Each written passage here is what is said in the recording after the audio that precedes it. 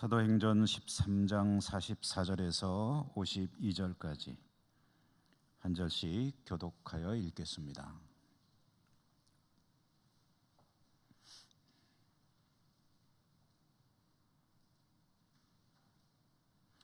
그 다음 안식일에는 온 시민이 거의 다 하나님의 말씀을 듣고자 하여 모이니 유대인들이 그 무리를 보고 시기가 가득하여 바울이 말한 것을 반박하고 비방하거늘 바울과 바나바가 담대히 말하여 이르되 하나님의 말씀을 마땅히 먼저 너희에게 전할 것이로되 너희가 그것을 버리고 영생을 얻기에 합당하지 않은 자로 자처하기로 우리가 이방인에게로 향하노라. 주께서 이같이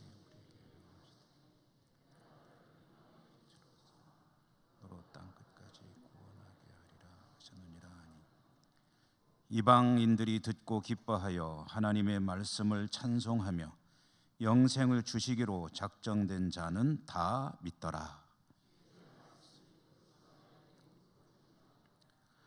이에 유대인들이 경건한 귀부인들과 그 신의 유력자들을 선동하여 바울과 바나바를 박해하게 하여 그 지역에서 쫓아내니 두 사람이 그들을 향하여 발에 띠끌을 떨어버리고 이고니온으로 가거늘 제자들은 기쁨과 성령이 충만하니라.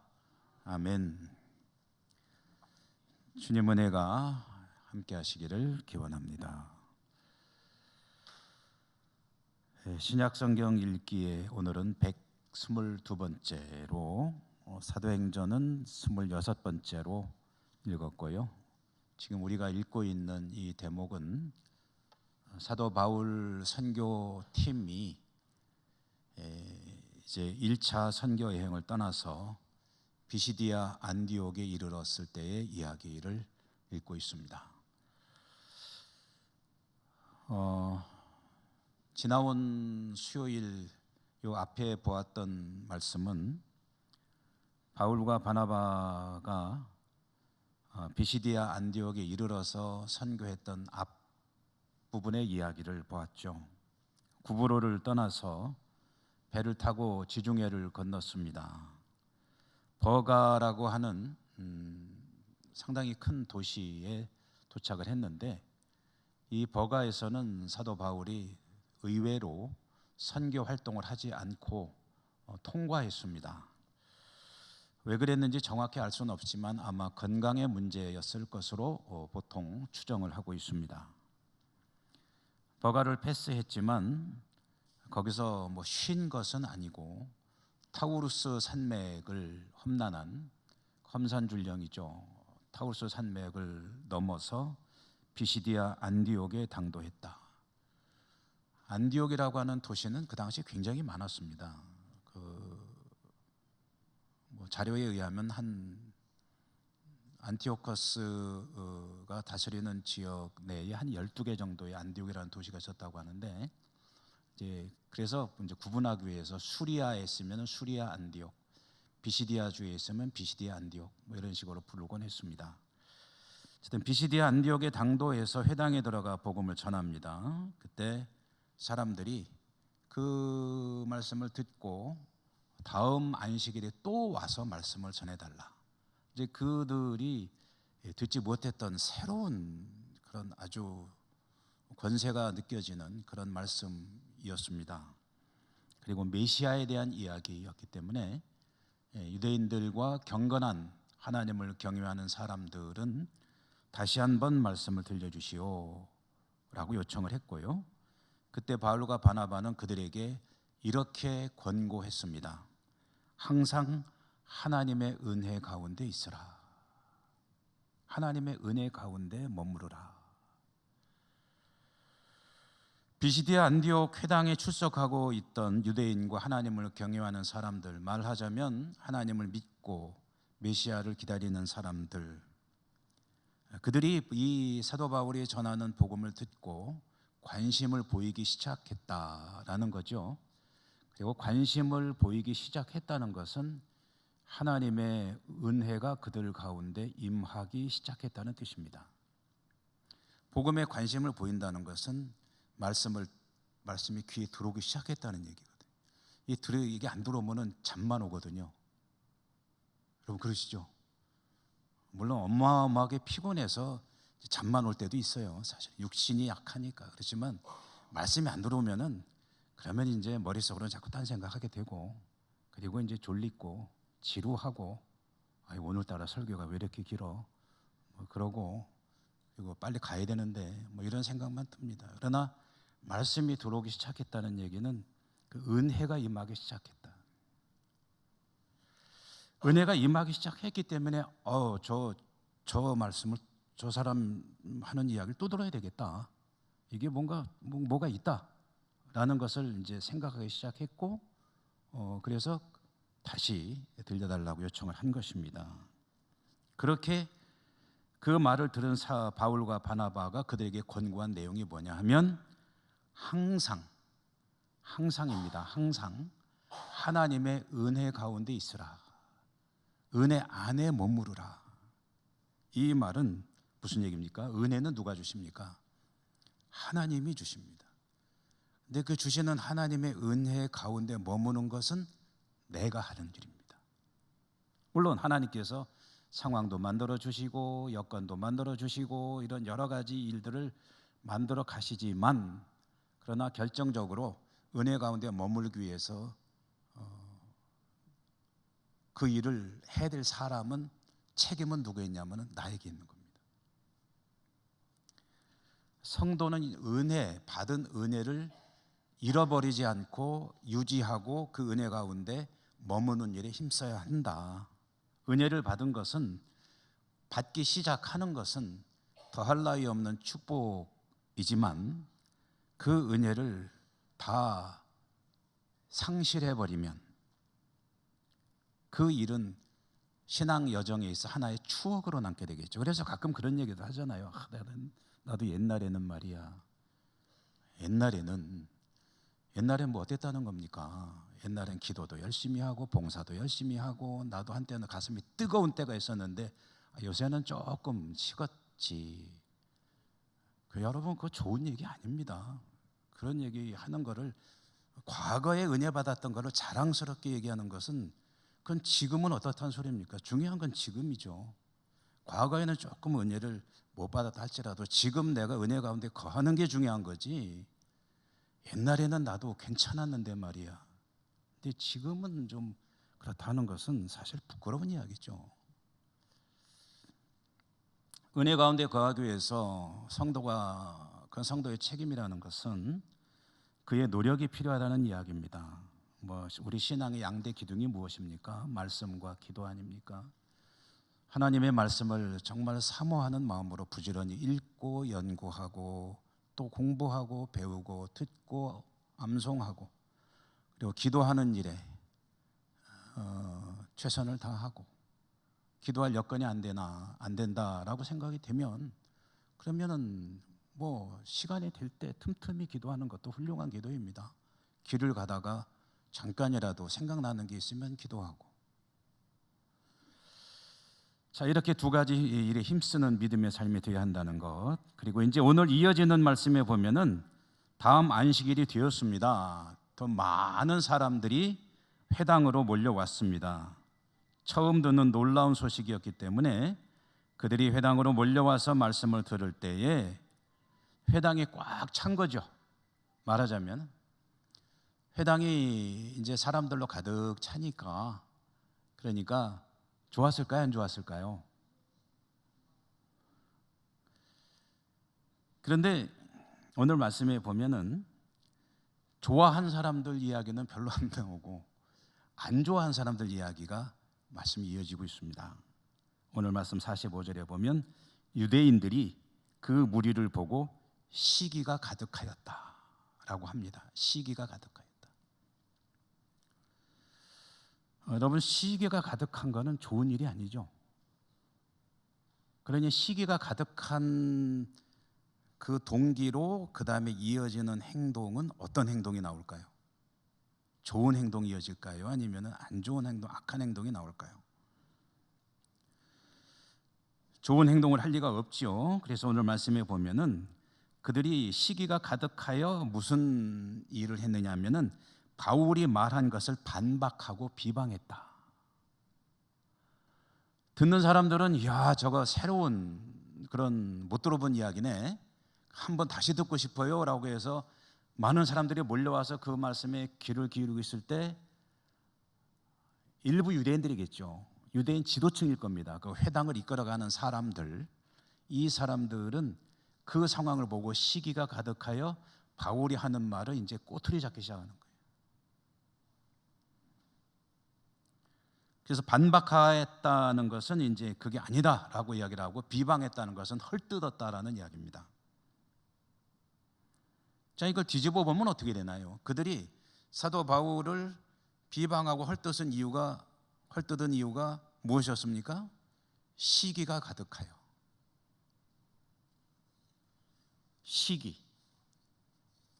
시기라는 말, 우리말 성경에서 시기라고 번역된 이 말의 원래 성경이 기록된 언어로 보면은 이제 그리스 말이죠. 헬라어 말로는 젤루라고 하는 말을 시기라는 말로 번역을 했는데, 이 젤루라는 말은 어떠한 뜻을 원래 가지고 있는 말이냐면 부글부글 끓어오르다라는 뜻입니다. 팥죽 끓이면 부글부글 끓어오르듯이 부글부글 가마솥에 그냥 가운데 방울이 막 피어오르면서 부글부글 끓어오르는, 그러니까 회당을 이끌어가던 유대인들은 자신들이 지도력을 발휘하며 회당을 이끌어갈 때는 그렇지 않았는데, 어디서 나그네들이 와가지고 뭔가 한번 기회를 줘서 했더니 말을 하는데 자기들이 듣기에도 처음 듣는 새로운 말들인데, 듣는 사람들이 다 거기에 그냥 집중을 하고 듣고 매력을 느끼고 다시 듣고 싶어요 했는데, 이 사람들만 나온 게 아니라 또 다른 사람까지 데리고 와가지고 회당이 가득 차서 그 말씀에 집중해서 듣는 걸 보니까 속이 부글부글 끓어올랐다는 거예요.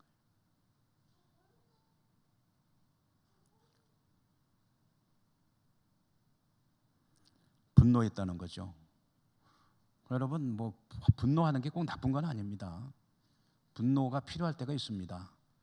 정의가 바로 서지 못할 때, 악이 횡행할 때, 하나님의 공의가 무너질 때, 그때 분노할 수 있습니다. 그건 정의로운 분노겠죠. 그리고 이런 분노는 때를 따라 필요할 수도 있습니다. 물론 사람에 따라 생각이 다르겠지만 이런 분노를 이제 거룩한 분노라고 할 수가 있겠죠. 그렇다고 해서 폭력으로 대응해도 된다 그런 뜻은 절대 아닙니다. 마음속에서 분노가 일어날 수 있다는 거죠. 그러나 오늘 같은 경우 자신들이 할 때보다 누군가가 하니까 더 잘하네, 사람들이 더 환호성을 보내네, 나가서 나하고 저 사람하고 비교해가지고 나는 이 정도밖에 호응을 못 받는데 저 듣도 못한 친구가 와가지고 이렇게 열광적인 환호를 받고 있으니 내 속이 좀 편치 않네, 속이 뒤틀리네, 이런 끌어오름, 이런 것들은 그 다음 그의 판단력을 마비시키고 멀쩡했던 사람이 이상해지는 그런 계기가 됩니다. 그리고 은혜 가운데 있던 사람들이 은혜를 다 쏟아버리고, 그리고 판단력이 마비되고, 그리고 엉뚱한 행동으로 이제 나아가게 되는 거죠. 그래서 여러분, 우리가 이제 살면서 가끔 이제 화가 날 때가 얼마나 많이 있습니까? 저도 그럴 때 참 많거든요. 화가 날 때는 무슨 말이나 행동을 안 하는 게 좋습니다. 일단은 진정을 시키는 게 좋습니다. 그럴 때는 가만히 좀 있고 나중에 곰곰이 생각해 보고, 그리고서 판단력이 좀 정상화된 다음에 그 다음에 이야기를 하는 게 좋다. 참을 줄 알아야 된다는 거죠. 시기질투에 사로잡혀서 일어나는 일들 가운데 비극적인 사건들이 얼마나 많이 있습니까? 그래도 그 뒤에 가서 후회하게 되죠. 여러분, 혹시 특별히 우리가 살아가면서 인간관계에 대해서 불편함을 가지고 있다면, 그리고 그 이유가 냉정하게 말해서 나의 시기심이 원인 중에 얼마간을 차지하고 있다고 한다면 빨리 그걸 벗어나야 됩니다. 그렇게 무너지는 인간관계는 결국은 다른 사람에게도 좋은 일일 수가 없지만 나 자신이 상하게 됩니다. 내가 망하는 길입니다. 내가 망하는 길. 누군가에 대해서 불편한 마음을 가지고 그걸 해소하지 않고 살아가면은 그거 빨리 해결을 해야 됩니다.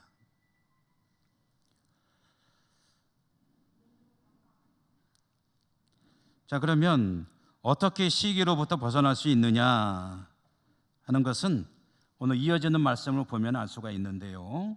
46절에 보면은 바울과 바나바가 담대히 말하여 이르되라고 했습니다. 바울과 바나바가 담대히 말하여 이르되.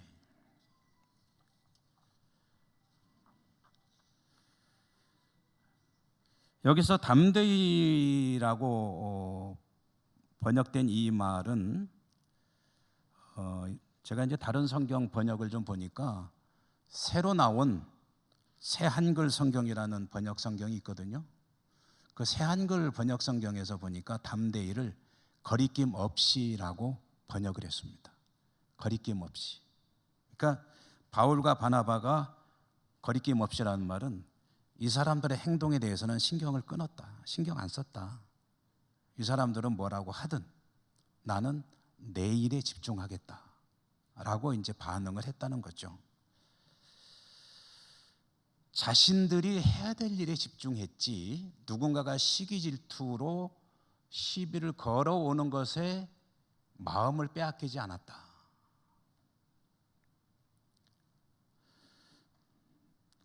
여러분, 믿음을 가지고 사는 우리들에게도 이런저런 여러 가지 생각들, 상념들, 그리고 마음을 무겁게 하는 근심, 걱정, 염려들이 끊임없이 밀려옵니다.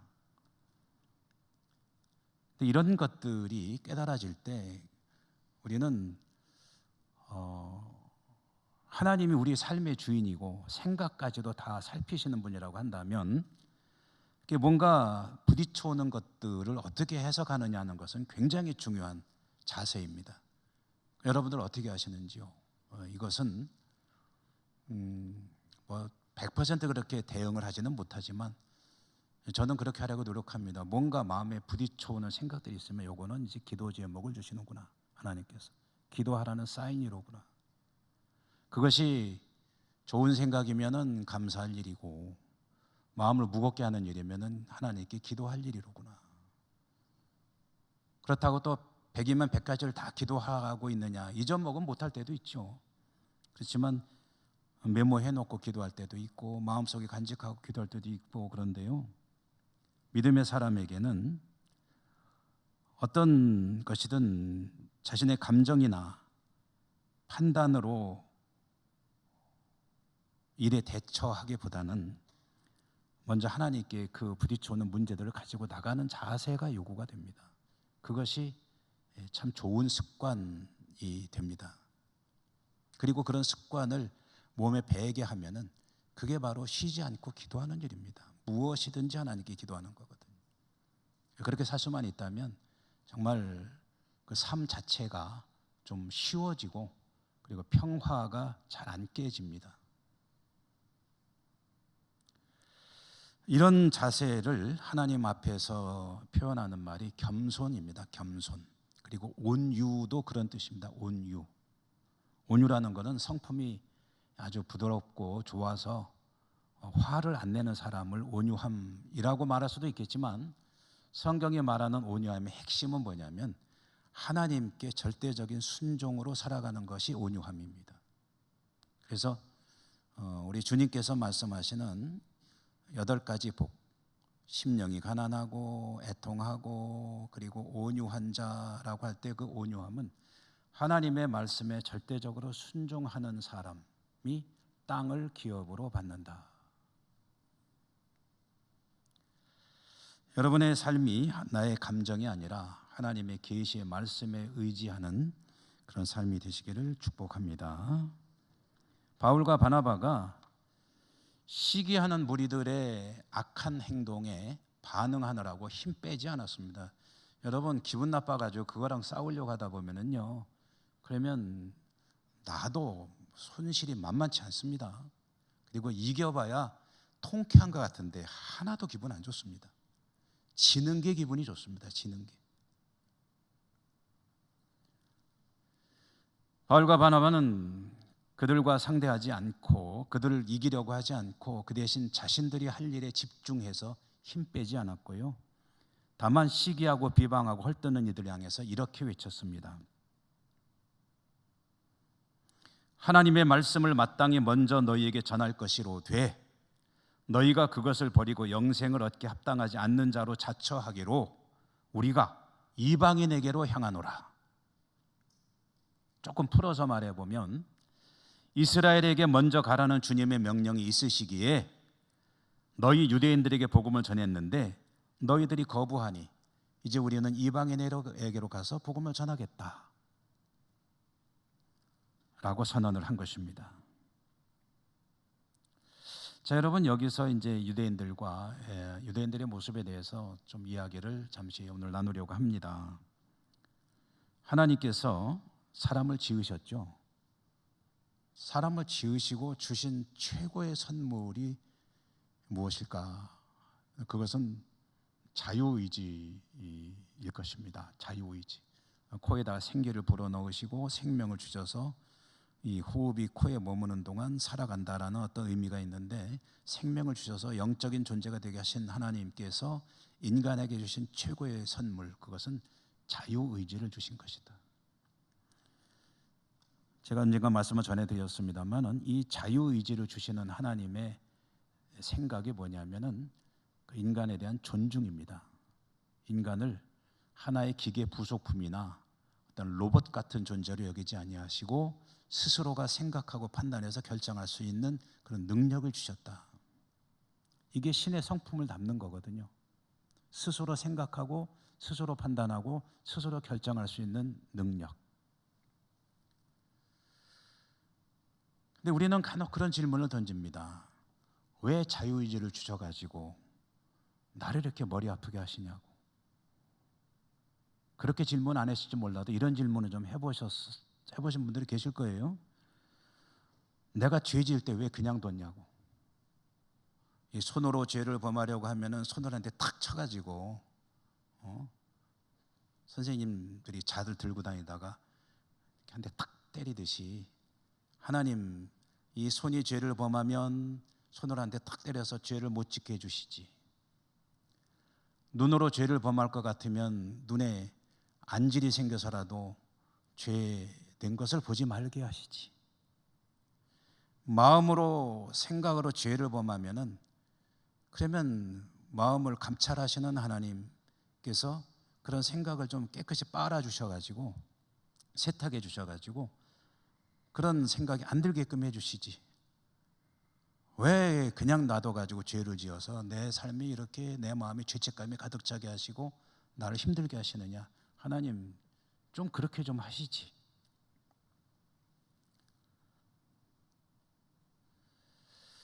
이런 질문들의 상징적인 사건 하나를 생각해 보라고 한다면 뭐 어렵지 않게 여러분 선악과를 떠올리면 될 겁니다.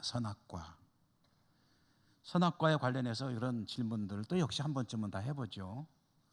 선악과를 왜 만들어 가지고 그걸 따먹고 죄를 짓고 이렇게 우리 인간의 삶이 힘들게 하셨느냐. 죄라는 것이 왜 인간 세상에 들어오게 하시고 죄가 모든 불행과 만악의 근원이 되는 것인데 왜 그걸 만드셨느냐. 그리고 좋다 만드셨으면 하와가 그것을 보니까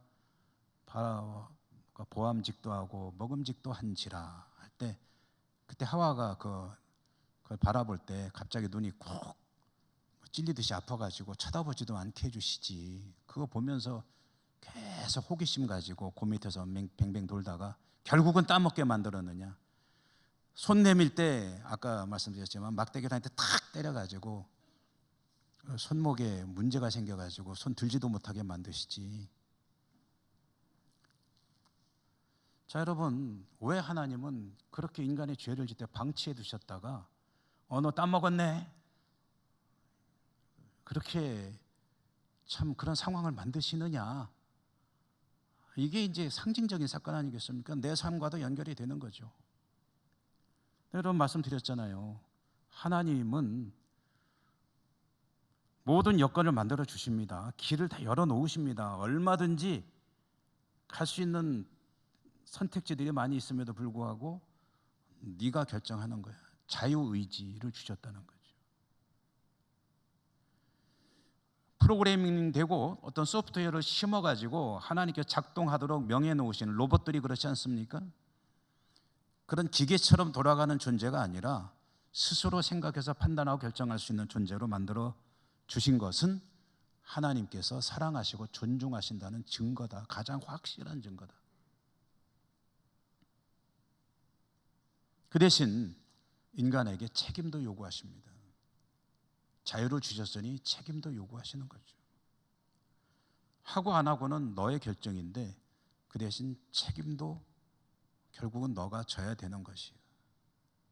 근데 뭐 이야기는 뭐 나중 이야기가 되겠지만 그렇다고 해서 책임져라 해서 끝까지 책임지게 하시냐 또 그것도 아니에요. 그게 하나님의 사랑이죠. 결국은 그 무거운 책임으로부터 벗어나시는 길을 계속해서 열어주시죠. 언제든지 거기서 빠져나올 수 있는 길을. 그리고 그 하이라이트는 아들을 보내셔서 그를 죽게 하심으로 그 죄된 상태에서 나올 수 있는 길을 열어놓지 않으셨습니까? 자, 그런데 우리 참 조상 되시는 아담과 하와 이 어른들은 도대체 왜 선악과를 따먹었을까요? 원망스럽죠. 저는 제 삶이 힘들다고 느껴질 때 참 이 어른들이 원망스럽게 짝이 없습니다. 하나님께서 따먹으면 반드시 죽는다고 경고하셨는데 왜 그랬을까? 물론 나도 그랬을 것 같아요. 저도 그랬을 겁니다. 그랬는데 가장 근본적인 이유 중에 하나로 시기심이라는 것도 있었을 것이다. 다는 아니겠지만 상당히 중요한 역할을 했을 것이다.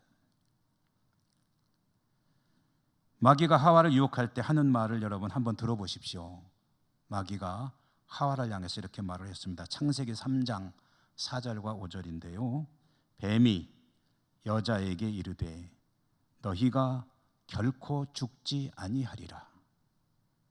너희가 그것을 먹는 날에는 너희 눈이 밝아져 하나님과 같이 되어 선악을 알 줄 하나님이 아심이니라. 조금 풀어서 말씀드려 볼까요? 그거 먹으면 너희 눈이 지금하고는 차원이 달라져. 그래서 하나님만 하실 수 있는 거 있잖아. 왜?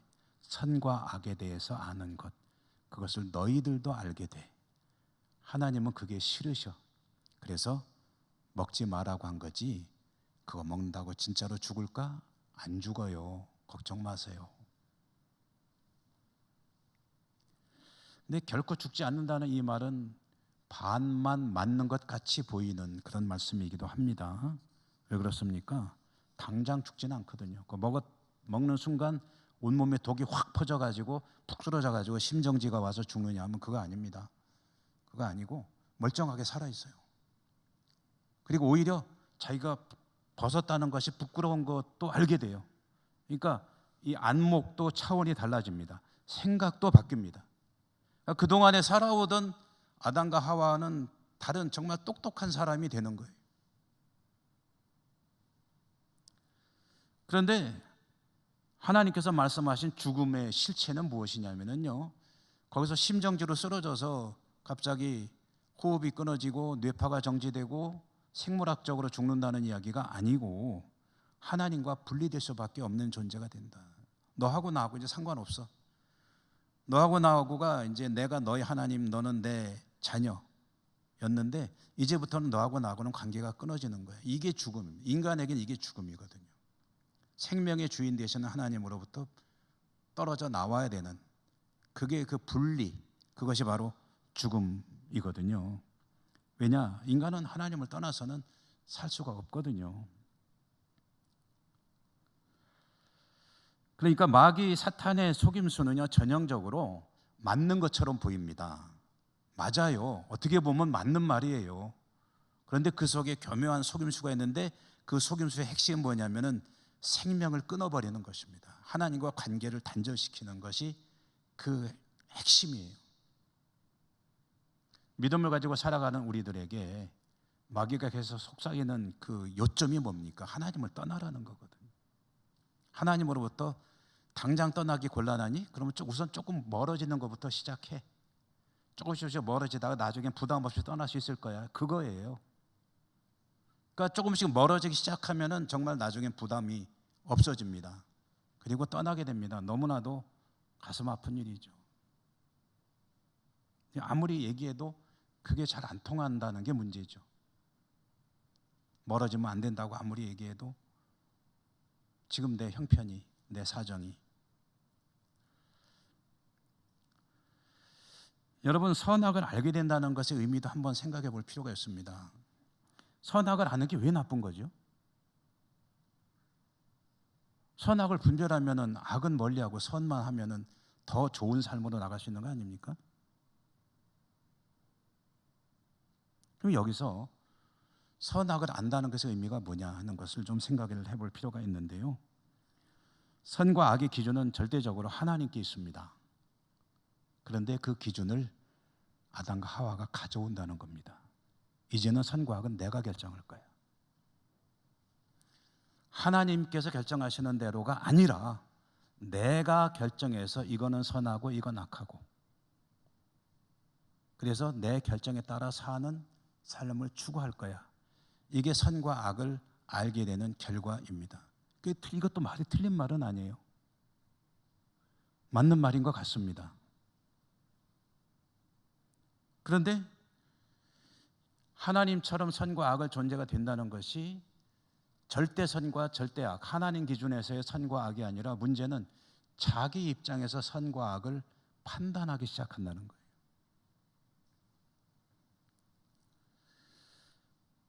여러분, 조금 어렵게 들릴지 모르겠지만 이 얘기도 참고로 좀 드리고 싶은데, 너희가 선악을 알게 된다라고 할 때 안다는 이 말이 이제 문법으로 말하면 동사거든요. 동사의 인칭이 이인칭 복수입니다.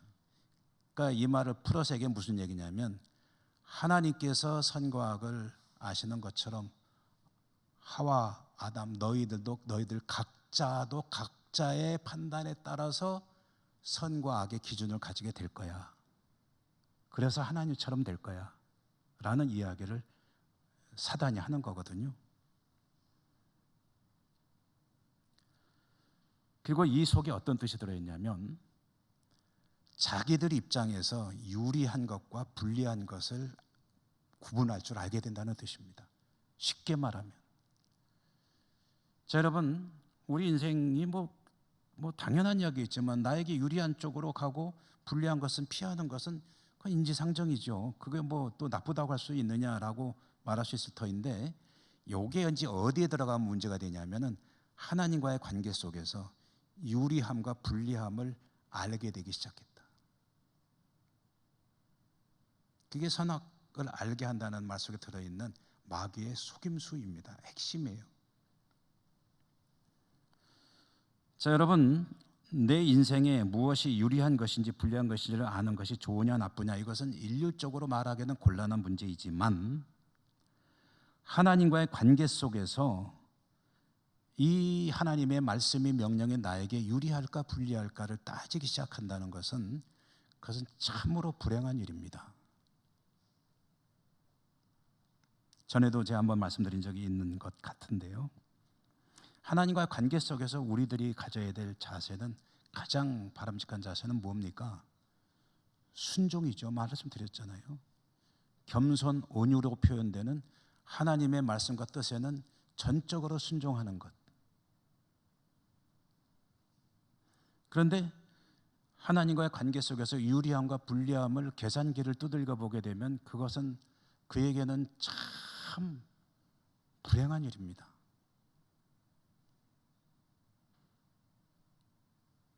이런 자세로는 하나님께서 기뻐하시는 믿음의 삶을 살기가 어려워집니다. 하나님을 믿고 믿음으로 사는 사람, 승리하는 이의 삶의 모습은 하나님이 나에게 원하시는 것이 뭐냐를 바르게 깨닫고 깨달았을 때 그것을 실천하는 것이고, 실천할 때 좀 어렵더라도 뒤로 미룰 게 아니라 지금부터 하고,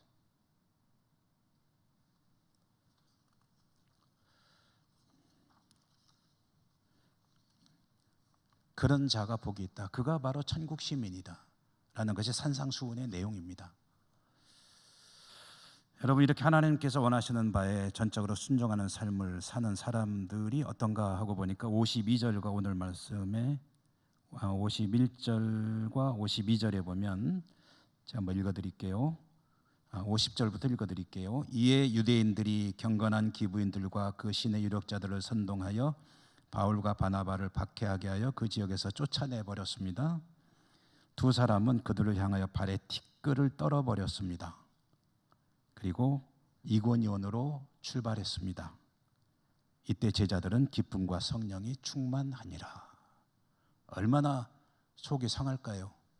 쫓겨가니, 박해를 받고 쫓겨갑니다. 그런데 기쁨과 성령이 충만하니라. 시기심으로 비방하고 도전해오는 유대인들의 그 불의에, 그거 싸우느라고 힘쓸 거 없다. 주님께서 먼저 이스라엘에게 가라 했으니 당신들에게 복음을 전했지만, 당신들이 싫다고 그러면은 그건 뭐 당신들의 문제이고, 그건 당신들의 이제 일이고, 우리는 이방인에게로 향한다. 그래서 자기 할 일에 집중하는 겁니다. 기분 나쁘다고 기분 그거 어떻게든 풀어보려고 싸우는 일에는 더 이상 힘을 쓸 필요가 없다. 이 아까운 힘을 왜 거기다 써? 여기 써도 모자라는데 지금 하나님 일을 하기도 부족한데 왜 내 감정풀이에다가 그 힘을 쓰느냐 이거죠. 자기 심령에 손실을 입으면서까지.